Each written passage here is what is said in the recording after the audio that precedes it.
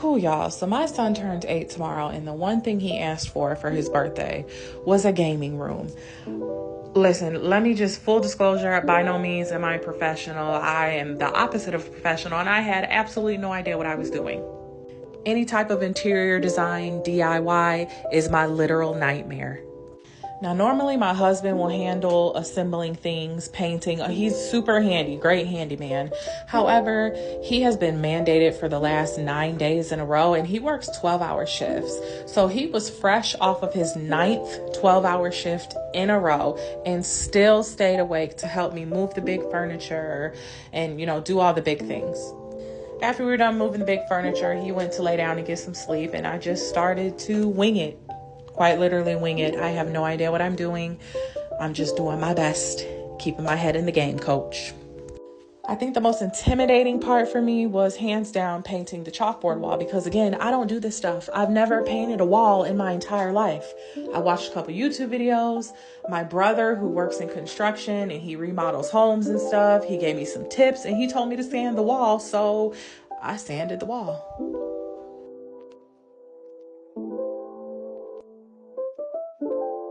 As you can see, after sanding, I did have to go wake my husband up because I could not reach the tip tops of the wall that was adjacent to the ceiling.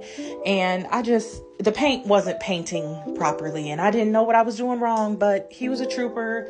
He was a team player, came, helped, and then went back to sleep. Now, I know I just said a little bit ago that the chalkboard wall was the most intimidating part, but I kind of take that back a little bit because having to assemble this gaming desk and then the loft bed by myself was my worst nightmare. I was set back hours and I only had 6 hours to flip his room while him and his brother were at school. It set me back a good 2 hours. The gaming desk actually ended up not being too bad. I took my time, separated the pieces, and I got through it with actually no complications, but it took me a little over an hour to assemble the whole thing. I don't know if that's excessive or not, but for me, I thought that was pretty good, if I do say so myself.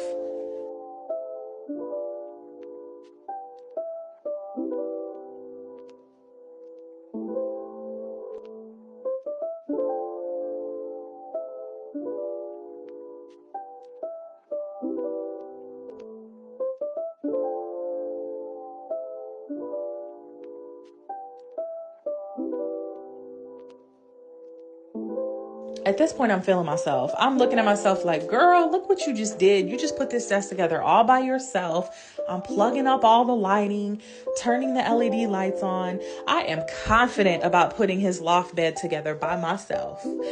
That confidence went away real quick.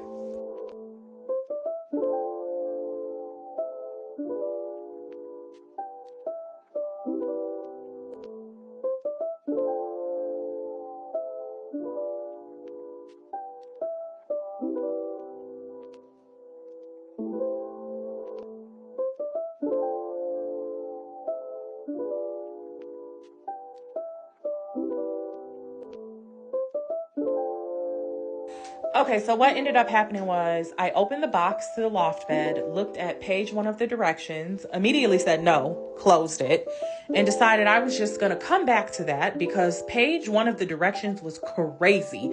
So I decided I was going to hang up the posters, do the second coat of paint on the chalkboard wall.